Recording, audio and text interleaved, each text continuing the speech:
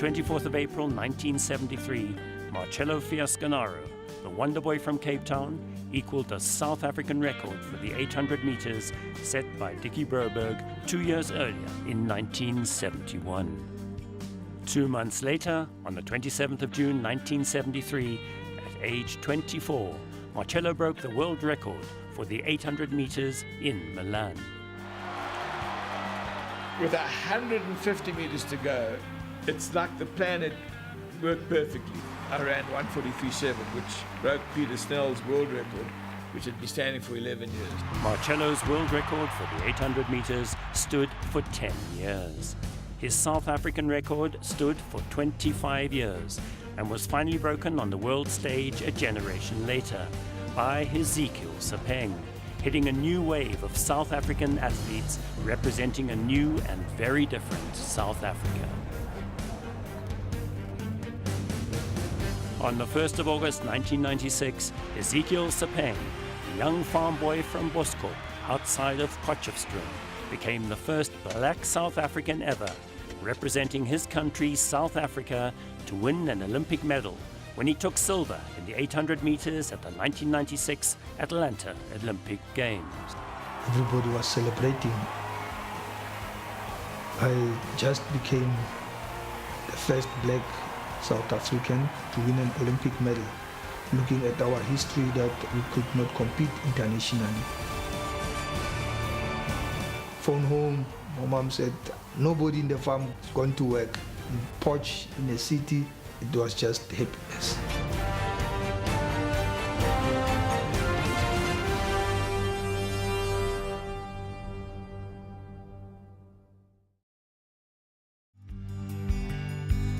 It's a strange, strange world we live in, Master Jack. Turn back time 48 years. 26th of May 1948. With the results of the all-white elections, on that day, the new Nationalist Party government came to power. South Africa would never be the same again.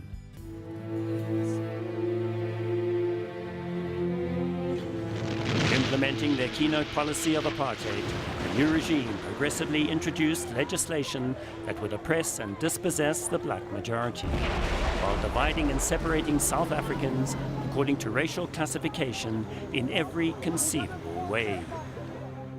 In the sporting arena, black and white were prohibited from competing against one another, and blacks could not represent their country as South Africans.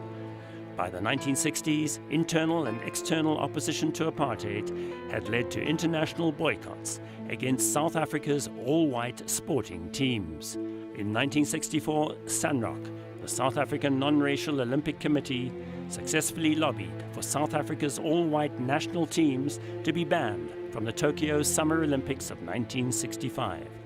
In 1969, the anti-apartheid movement based in London successfully disrupted the South African Springbok rugby tour of the British Isles.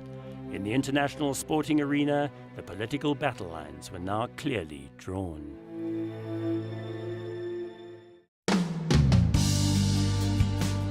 Into the strange world that South Africa was to become, on the 20th of July 1949, Marcello Fiasconaro was born in Cape Town. Passionate about rugby, as far back as he can remember, Marcello had only one dream: to one day be selected to play for the Springboks.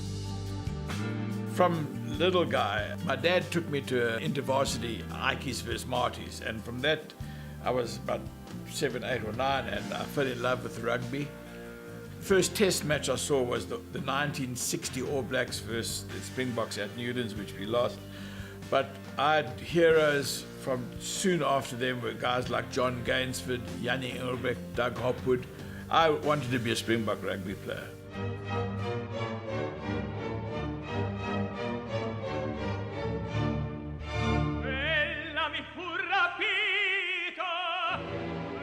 Marcello's mother, Mabel Brabant, was born and grew up in Pietermaritzburg, Natal. Marcello's father, Gregorio Fiasconaro, was born in Palermo, Sicily, and served in the Italian Air Force as a fighter pilot during World War II. In August 1941, Gregorio was shot down over North Africa and taken prisoner by the Allied forces. The Italian prisoners were then sent down to a prisoner of war camp located outside Pietermaritzburg. A classical musician and baritone opera singer, Gregorio formed an orchestra. They used to go to town and perform these operas for the town folk. They weren't escaping anywhere, there were no heroes. In that time, in doing the concerts, he had met my mom, who worked at a department store and had come to watch him sing. And he had a hernia operation 3 days before the troops went back after the war. And when he came out of hospital, he was the only person in the camp. So a certain Colonel Lowe, who loved my dad's playing and singing, took him in. And he told me he worked in a hotel for a little bit, but then he applied for a job to become a music teacher at the University of Cape Town, which he got. And he later went on to put a great career for himself and finally became the professor of opera at UCT and also head of opera at the KPAP, the Performing Arts. With rugby his life and passion, his dream to one day play for the Springboks, Marcello had never given athletics any consideration. But at age 20, this was all about to change. One Friday afternoon, I get a call from my friend Miles O'Brien, who played rugby with me with the province under 20 side. I got a call from Celtics to say, listen, 2 of our sprinters have bailed. Can you come and run for us? Because they knew me, the Celtics people, and they knew that I was fairly quick and had asked me to get somebody else. So I said, okay, I phoned Cello. And I said to him, look, let's go to Belleville. Let's help bail them out. We don't have any experience, but it might be a bit of fun and an evening out. And we were barefoot. It was a bit of a joke, but we won and came second. And the next day, it was my first headline in the newspapers. It said, Fiasconaro's on the march.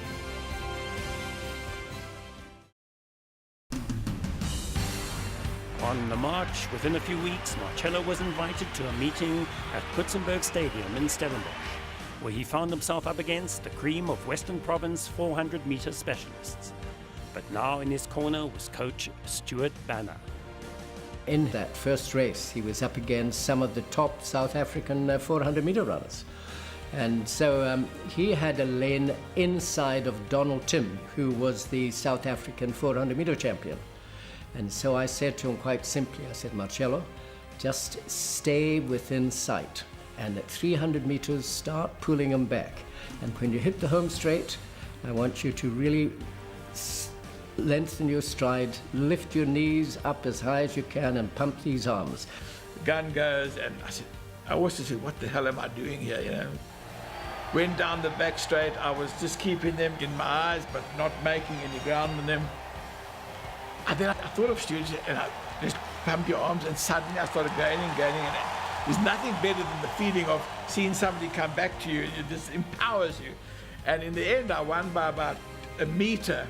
He beat Donald Tim, the South African champion. I think the time then was 46.6. It really was a wonderful experience for him and for the crowds. He beat the current Western Province 400-meter champ at that event. After that, there was no stopping him. It was just so clear, this is the thing he must do for his career. A world-class time of 46.6, and that was just the beginning. 2 weeks later, again before a packed crowd at Kutsenberg Stadium, running the distance for only the 5th time in his life, Marcello broke the Western Province record for the 400 meters. For the new kid on the block, it was an incredible feat. But as the roar of the crowd subsided, Marcello found himself at the crossroads, faced with the most painful decision of his life thus far. He must now choose. It could only be one, rugby or athletics. Then I knew I had some gift. Then came the whole dilemma of leave rugby. At first, I said, no, rugby's my first love. I was devastated, but it didn't make sense. I had to choose the better path, especially when I got a phone call from Italy, and then the whole new world opened up. Out of the blue in June 1971, Marcello got the phone call from Italy that forced his decision and changed the course of his life forever. As far as athletics was concerned, Marcello had never contemplated the possibility of competing internationally. He had never even considered applying for a passport. And besides, the anti-apartheid ban on white South Africans representing South Africa on the world stage was now firmly in place. But headlines in the local press, the name Fiasconaro, had all caught the eye of sports officials in Italy, who saw in Marcello the potential of what a promising young South African with Italian heritage might do for Italian athletics. And so, with no effort on his part, Marcello found himself in possession of an Italian passport and an invitation from the Italian Athletics Federation to come over and run for Italy. We decided it was the way to go because we were in a situation in South Africa where sport was banned internationally. We couldn't take part in the Olympic Games, we couldn't take part in international events because of apartheid. And so it was an opportunity for him to extend his athletic career internationally. And so we grabbed the opportunity. It was the first time I'd gone overseas, and I still remember my dad took me to Garlics or Sutherland's to buy my first proper suit as a grown man. I came off the plane and I could not believe it. On the strength of my times in South Africa, as I walked down the steps, there were about 10 photographers at the foot of the gangplank taking photographs. I haven't even run it and they're taking photographs. So in the press conference, who are you? You say you can run 45.7. Is it true? Eager to verify Marcello's times, the Italians set up a meeting at the Arena Stadium in Milan with top international runners as well as the 3 top Italian 400-meter specialists. We got there early, and I'm petrified because I'm running against these Americans, some 2 top guys from Trinidad who'd run in the Olympics and got medals in the Olympics, and these top Italians, and I had to win.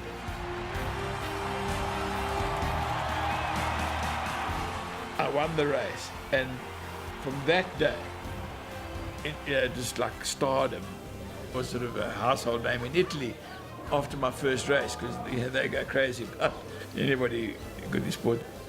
There is no doubt that Marcello looks a flamboyant character, and he is a flamboyant character. And he loved the limelight, and he's very gregarious. He can talk to the people there, and although he spoke virtually no Italian at all, he very quickly picked up the language. Unfortunately, over there, Primo Nebbiolo, who was in charge internationally as well as in Italy of athletics, he loved Marcello. He loved the fact that he had a winner. I've never signed so many autographs. Just amazing. And then you have the big meal afterwards, and beer and pasta. It was fantastic. They also couldn't believe how much beer you could drink. I was very happy, and Italy were very happy with me, and so the love story had started. In Italy, Marcello was an overnight sensation. Within a couple of weeks, he'd become a household name and a sporting superstar. Back home in South Africa, the response was mixed. By and large, his achievements were applauded by the South African sporting public. But for the conservative element, there was little love lost. Most people understood, and they were happy for me, because it gave me a good chance to show what we can as a South African. I always said I had a Springbok in my heart, but some of the Afrikaans press initially, they weren't happy, and one of my a real lousy day was when I read in the Berg, March die Verraaier, or Fiasconaro die Verraaier, the traitor. So, and that's the furthest thing from my heart. In addition, Marcello's long-haired image resonated with that of the London anti-apartheid demonstrators, demonized in the South African media by the apartheid regime as degenerates. On the 9th of November 1969, Die Beeld newspaper had this to say about the London anti-apartheid demonstrators that successfully disrupted the Springbok rugby tour of the British Isles. We have become accustomed to Britain becoming a haven for all sorts of undesirables from other countries. Nevertheless, it is degrading to see how a nation can allow itself to be dictated to by this bunch of left-wing, work-shy, refugee longhairs that in a society of any other country would be rejects. In addition, as part of their systematic propaganda campaign, the apartheid regime demonized the subculture associated with popular music as communist-inspired, designed to subvert the youth and erode the moral fabric of the South African way of life.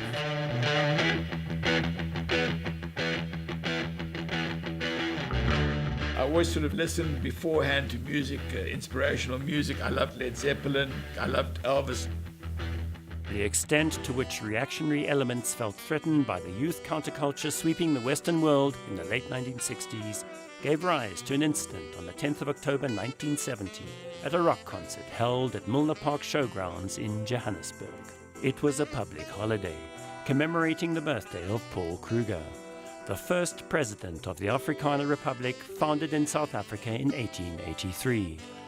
For many conservative Afrikaners, long-haired musicians holding a rock concert on Kruger Day was a sacrilegious act of disrespect. The long hair resonated with British anti-apartheid demonstrators, and the ubiquitous presence of the Union Jack touched a very raw nerve.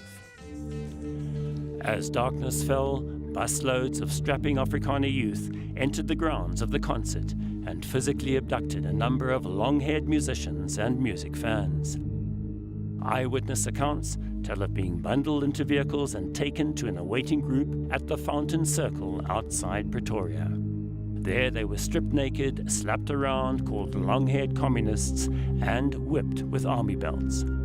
All of the so-called longhairs, in the glare of headlights, then systematically had their hair hacked off by scissor-brandishing individuals.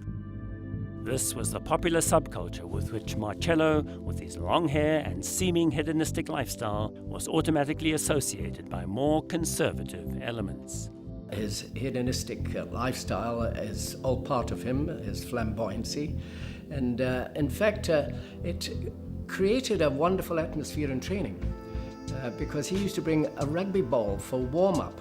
And so instead of normally doing the run-throughs and warming up, they would be running up and down the field, the whole gang of athletes passing the ball to each other. And so he brought a slightly different approach to the serious side of athletics. He was loved by everyone because of his flamboyant style.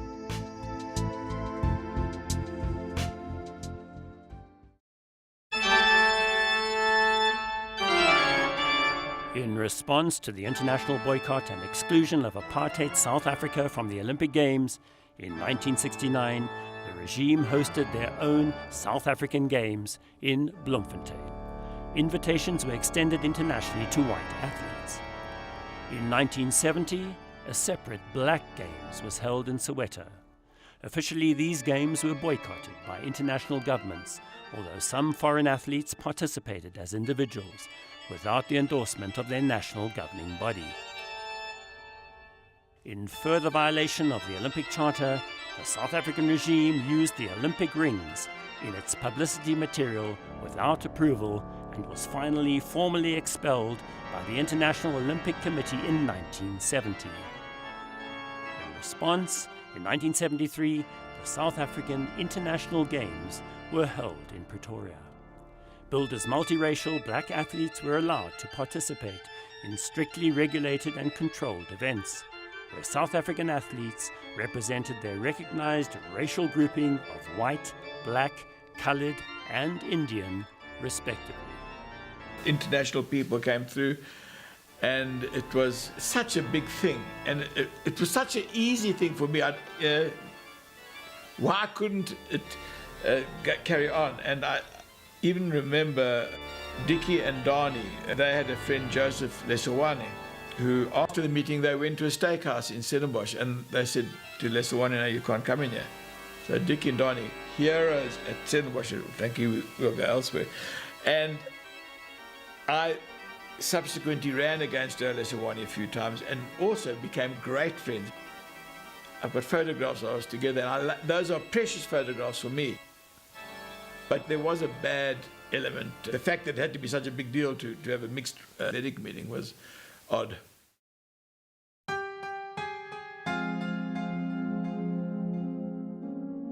By the end of 1971, Marcello was ranked 7th in the world for the 400 meters. Looking ahead, he had only one goal: to take gold at the 1972 Olympic Games in Munich. In preparation, Marcello got into training in Cape Town before coming up to Johannesburg to train at altitude. It was here that he met his future wife, Sally. Dries Latergaan, he's around 400 meters for Northern Transvaal. His girlfriend and Sally were best friends. And when I came up on the way to the Munich Olympics, I wanted to train at altitude for a couple of weeks before going over to Italy. And we trained at the Wanderers Club, and I was invited to supper at the girlfriend of Dres's house. But we had a few drinks after our training, and we arrived at supper a tad late. And the supper was at that point cancelled, and I saw this beautiful friend of Dres's girlfriend, Sally. Burton was her name. It's like a vision. They arrived at 10 o'clock, as you do, with him dressed in a cream suit with Ray-Ban sunglasses and a Mickey Mouse t-shirt, thinking he was Christmas. And I thought, what a pain. He put his feet up on the coffee table and spoke like he knew everything in life. So I was really in quite a bad mood. They were irritated as hell. And I said, come on, girls, I'm new in the town, can't we go somewhere? We all then went out and to the Skyline Hotel and had drinks at the Skyline Hotel. And I knew nothing about sport, nothing. I was never interested in it. So they proceeded to make fun of me. They made comments and tried to trick me all the time and asked me questions which I couldn't answer. And that was the start. That pub closed at midnight, but they said you can go to the first floor where there's a live band, the Dream Merchants, Billy Forrest and Billy Andrews. And my gosh, a young guy from Cape Town, see these guys singing Land of 1,000 Dances, and I was this beautiful girl. And then from that moment on. And that was the start. We actually had a lot of fun together, and we went out every single night, despite the fact that I was working until all hours of the morning. And finally he left after 3 weeks, but I knew I was going to see him again.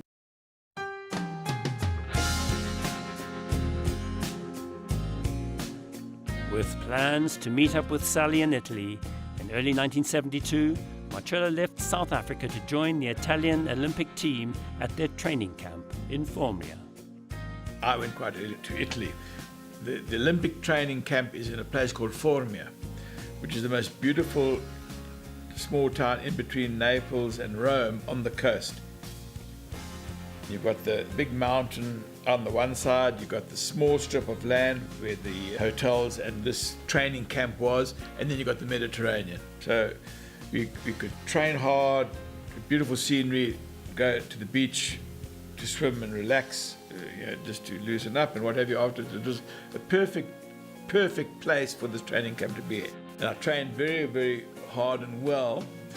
And in the very first race of that season, there was an American guy there called Curtis Mills, who was much faster than me.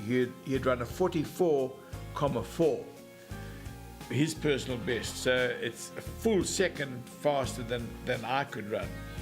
It was a good test to see how well I was going at that stage, being ranked 7th in the world going into the Olympics. I had a great race, and I won the race in 45.6. Now, 45.6 in like March, April of the Olympic year was a very good time to run, because you still got a few months to go to really sharpen up and do some hard training. And I wanted him to win and to do well. But it wasn't as though I knew what athletics was about. I hadn't ever followed it. So it was more just, I loved the glory and the fame, and because in Italy he was always feted. Like, people would take his scarf or his bandana off from around his neck, and as he walked in the street, people would stop him and say, "Are you Marcello Fiasconaro, are you?" And in awe. In the run-up to the Olympics, Marcello was at his peak. But then, shortly after his spectacular win against Curtis Mills, disaster struck. I don't know what happened from the next day. One of my tendons was very sore, and I started having trouble with the stress fracture, which I didn't know was a stress fracture at that stage. So I kept on training in pain, and I was in the village for 21 days. And in that 21 days, I had 33 injections into my tendons and into where my toes, they're called the metatarsal heads. And I was trying to run. As I marched on the track in Munich, which is a beautiful opening ceremony, I sort of knew that I'm really going to struggle. And my worst thing about the Olympics, I wasn't prepared to get on the track and run 30 meters and stop, just to say I'd run in the Olympics. If I run, you've got to have no excuses. So I didn't run because I couldn't run, and that was very depressing. They x-rayed my foot in Cape Town, and you could see the bone had burst, basically, and it was a bad stress fracture. And meanwhile, trying to inject it was probably the worst thing that I could have ever done. A lot of people were unaware of the fact that as a boy he suffered from polio. And polio causes shortening of the hamstrings. And so with all the speed work we were doing, it was rather sad that it impacted on his health and strained the hamstrings, and he had also problems with his Achilles, and so he was injured. And he was pretty fit at that stage, but couldn't compete in the 72 Olympics. And that saddened him, and he wondered if there was any future in athletics. Everything was ruined. So I came back after the big goal, the Munich Olympics. I came back and I just let myself go. I put on weight. It was a real negative year, 72. At an all-time low, out of condition and battling to come to terms with the implications of a chronic stress fracture, Marcello was seriously considering throwing in the towel. Then Stuart and I had a serious talk. Said, "Listen, you're better than this. You can't stop now. You can't just party now and think you had a great couple of years. You're still young and you've got the whole career ahead of you. We have to start again. 73, we can build." He had to overcome the injury, and we discussed it at length. If he wanted to continue, we would change his program slightly, and we would attempt to do longer distances, stepping up from 400 to 800. So I changed his training program. He started to adapt, and he lost weight quite quickly. Certainly toughened up, and he started to enjoy it again as he recovered from his injury. So that's exactly what happened. I just started working harder than ever. I became fitter than ever. And then he also started making me run 800s to get stronger. And that was, funny enough, the event which I became more famous for than the 400, it was the 800.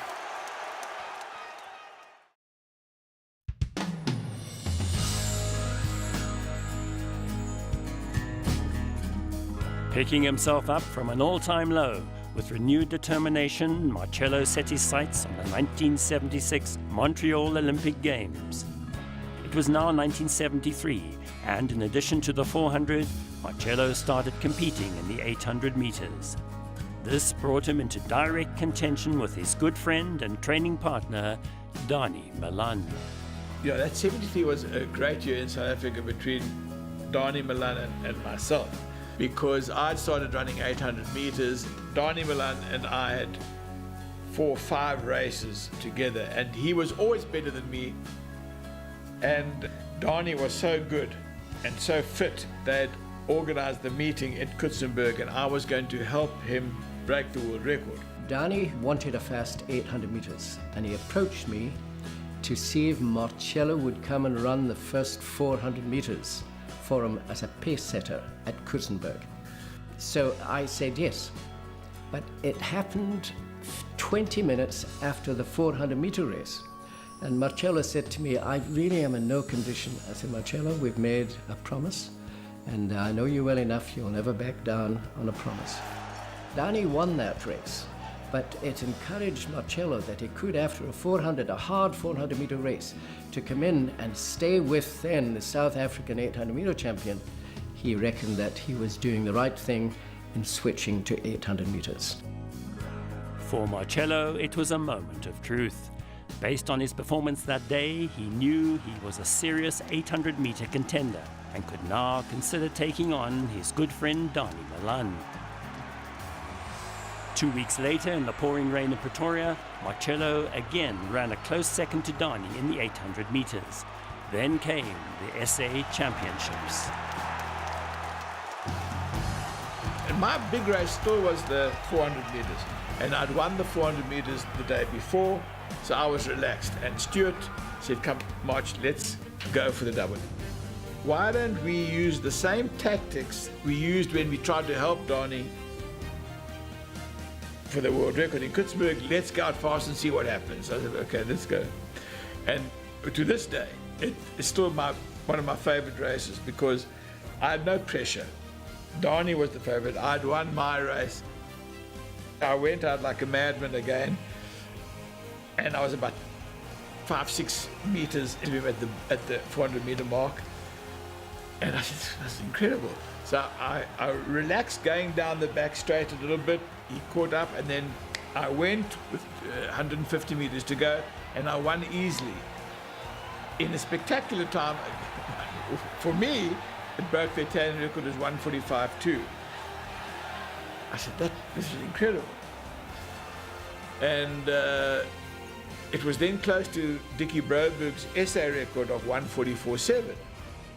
In sight of Dickie Broberg's 800 meters South African record, on the 24th of April 1973, Marcello and Donnie met one last time at Rao Stadium in Johannesburg. I'd beaten him 2 weeks before at the SA Championships for the first time in my life, after always losing to him. And then he was coming up to Rao here, I'm sure with a vengeance, you know. Well, I was nice and warm and loose because I'd run the 400 in 46.1 about an hour before the 800s. And I ran a different tactic that day. This time I ran behind Donnie up to the 200 meters to go, and I sprinted again the last 150, and I was stronger than him. Maybe the altitude helped me, but then I ran 1:44.7 to equal Dickie Broberg's time. I just remember it being very cold, and I remember it being very exciting because they had planned and they'd actually managed to do it. Also because he was always considered to be, well, like the renegade of athletics. It was a great thing, especially to be at Rao and to do it there, again, in the Afrikaans community. So I didn't run many races here, but that night of equaling Dickie's record, SA record of 1:44.7, it was a night I'll always remember. A night to remember. With the South African 800 meters record under his belt, in May, Marcello went back to his training camp in Formia, Italy. His sights now firmly set on the 1976 Montreal Olympics. That was the goal, but we had set a number of interim goals, and that was to take part in international events. We did a US circuit, all indoor, and at that stage Marcello set a new world indoor record for 400 meters. And we had a marvelous tour, and that was part of the build-up. Back to his best and on an all-time roll, Marcello won the 800 meters in Paris, setting a new Italian record for the 5th time in his career. He was also awarded Athlete of the Meeting. And then, on the 23rd of July, came the big one for 1973, Italy versus Czechoslovakia in Milan. About a week later, it was a big meeting in Milan. It was Italy versus Czechoslovakia, a big test. And the day after this meeting, I was going to fly home to my fiancée at that stage, Sally. And I wanted to go home in a good mood. I didn't want to have lost the race the night before and then fly back having lost the race. And the star of the show that night with the Czechoslovakian team was a guy called Joseph Plachy, who is very experienced. He'd run in the Olympics before, 800-meter runner, and everybody said, Marsh, be careful of this guy. He's got a great kick. The last 150 meters, he's like a bullet. So I'm worrying about this last kick. And I had a headache. I'd run the 400 the night before, but in a lousy time, because I was so tense, trying to save some energy for the 800 that was against Plachy. And Stu and I talked about it beforehand on the phone, and we said, let's do what we did in the SA Champs again, go out like a madman, try and take the sting out of Plachy's tail for the last bend. The day before the race, I phoned him and I made it very clear he had to do the first lap in 51 seconds or slightly under. So anyway, off I went, and I went through in 51 seconds, which is still very fast in those days for first 400 meters. Knowing that Plachy would be far behind me, I glanced around and he was right on my back. So my sprint for home started with 400 meters to go. And sprinting from the bell, and I go down the back straight at the 600 meter mark. I look and he's right on my back again. Oh, God. So with 150 meters to go, it's like the plan had worked perfectly. He explodes. And because of the fright I'd got with him following me so far around, I ran 1:43.7, which broke Peter Snell's world record, which had been standing for 11 years. It was 1:43.7 I ran. So a great night. I thought he was unbelievably fantastic to have done that. And he did it with such humility. He always did it with ease and grace and humor and humility. He was never a person who thought he was important. He would get a bit embarrassed if people made a fuss of him. Proud. Very proud. And got marvelous publicity over here. All the newspapers wrote about the March Hare, they called him. That was his nickname, the March Hare. And breaks the world record. And so South Africans also felt proud. All his previous buddies remember that one. We listened to that on the radio. It was crazy achievement. And the next morning was just a buzz on telephones and sending him messages as best we could. We remember that extremely as a major achievement and a major moment in all our lives.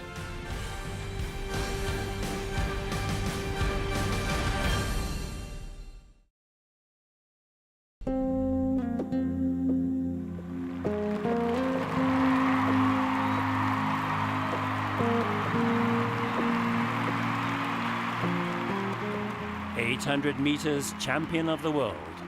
Truly a night in Milan to remember.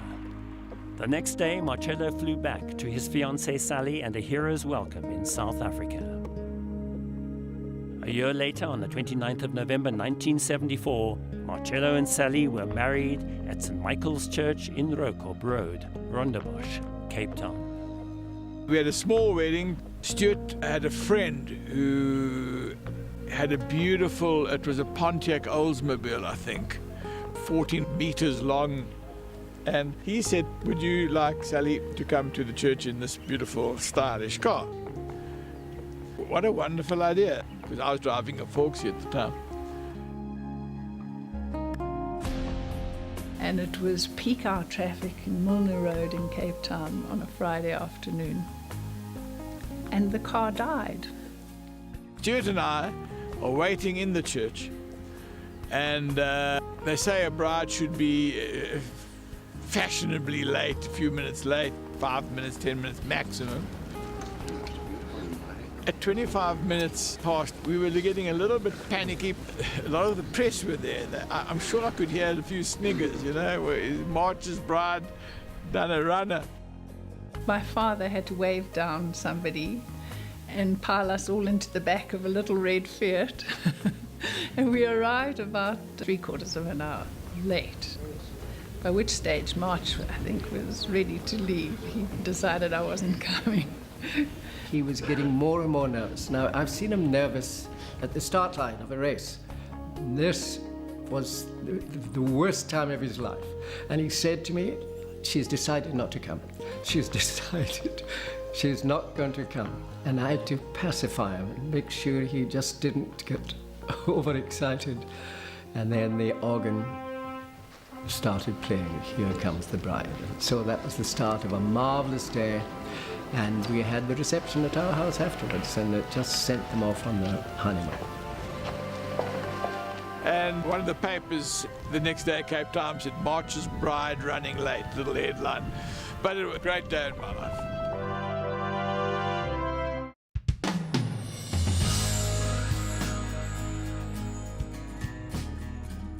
On the road to the 76 Olympics, for Marcello, the next milestone was the European Championships in Rome.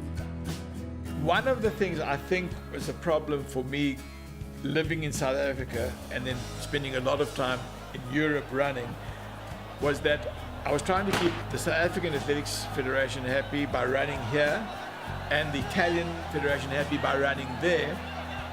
And then I also loved running indoors in America. So what happened was that I was racing a lot and my Achilles tendons and the stress fracture problem kept on coming back, and I was trying to rest and then train, rest and training, so a real up and down season. Well, simply Marcello got injured. So every time we did speed work, he broke down, and it was a very difficult time. We tried so hard, we could do no sprinting. None whatsoever. And so in preparation, the shortest distance he could run was 300 meters. And so before we went over to Italy, the fastest time, he couldn't break 150. And because he was the world record holder, they wanted to still include him. And when I talk about the world record holder, just for interest, it is still today the Italian record. So that gives an idea of the wonderful time of 1:43.7 it was then. And finally we got to the European Championships. And I knew that it was going to be a battle, and I survived the first heats. So he ran in the heats and broke 150. He did 1:48 something. So the crowd, they loved Marcello in Italy, and they went berserk. Anyway, he was through to the semi-finals.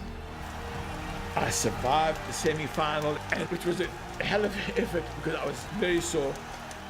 And then I said, oh gosh, now I'm going to go through the same thing tomorrow in the final.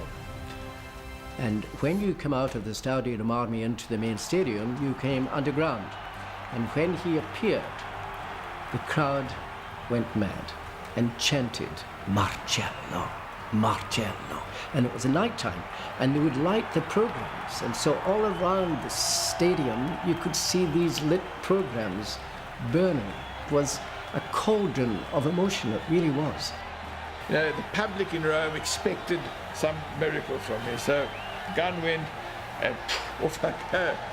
Well, when Marcello took off, it was as though the starter had fired the gun at him instead of in the air, because he went off like a hare. And he came through the first lap in 49 seconds. And I knew then it was far too fast, because you build up lactic acid, particularly as he hadn't been able to do speed work. And all around me, people were saying it'll be a new world record. And I'm 10 meters ahead, and the crowd is going mad. Going down the back straight, I'm past 200 meters, about to explode, and the commentator, who's a friend of mine, says, he's looking bold enough and strong enough. And about 3 seconds later, he's punching skywards, but there's nowhere to go. It wasn't a fairy tale finish. He still came fourth. And he still did 1:46.6, which is phenomenal for the amount of training that he did. I felt very proud of the way he conducted himself in the European Championships, when he couldn't break 1:50 and then suddenly come down to 1:46. That was a terrible time of his life, because he had been training very hard and he had a stress fracture. And they continued to just treat it with cortisone, all his ailments with cortisone, and make him run, because they needed to draw the crowds. And so he would train in pain and never reach his full capacity, and then know he had to compete in front of thousands and not actually reach his full capacity again, which must have been soul-destroying. From then on, I was always trying to get fit, and by the time 76 came, I didn't feel like another year of trying to get into the Montreal Olympics, and I called it quits. The beauty of running for me is when you're feeling good and you're passing guys and they're going backwards when you go. I don't want to have an injection to let me run. The beauty of athletics is feeling great and being powerful, not hanging on. He really had no alternative. He could never really come back because of his injuries, and it saddened me. But in the short period of time that he had taken up athletics, from 71 to 74, or 70 to 74, 4 years, he was a marvelous example to others, and was his usual flamboyant character. He made many friends and helped many, and became a bit of a hero in Italy. And so I was saddened, but I understood it.